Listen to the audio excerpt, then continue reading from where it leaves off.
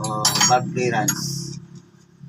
Unahin natin dito sa, dahil naka-top dead center ito, sa uno tayo. So maluwag yung clearance. Gagamitin nating clearance ay 0.16 0.016. Yan. Yan siya. 0.016. Intake exhaust, parehas lang yung ano niya, yung sukat kasi diesel naman to eh.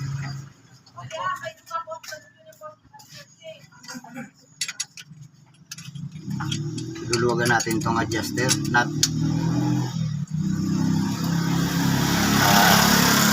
Gauge natin. Dapat may sabit lang. Huwag yung sobrang higpit. Huwag naman sobrang luwag.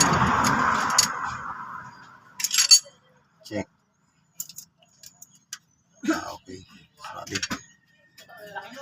Lock na natin to. Na adjuster nut. Okay. Intake tayo, intake valve.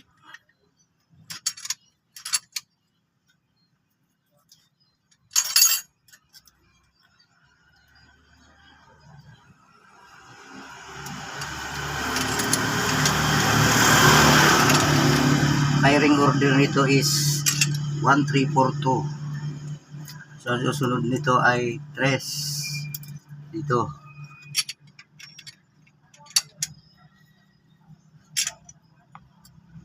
Running mate ng 1 ay 4, yung 3 ay 2.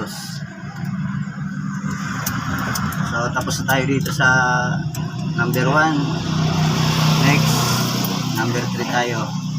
Pero kailangan ikutin yung makina.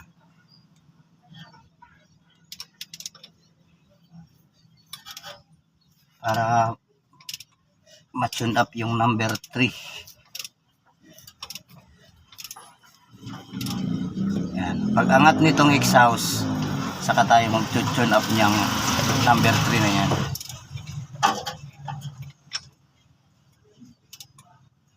So yan, umaangat pa konti. Oh. Di pantay na, dito na tayo sa 3.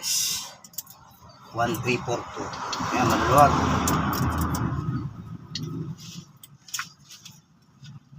Ito natin.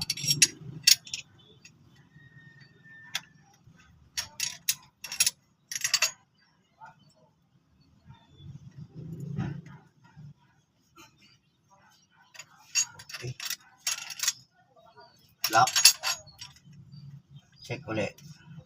Alright. Lock na natin to. Final lock. Okay. Ito may fit. So, maluwagan natin to.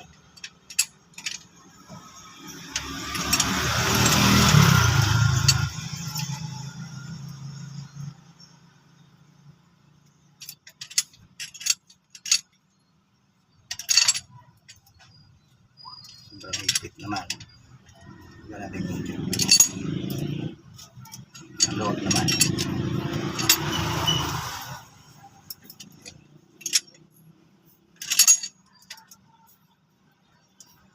Okay.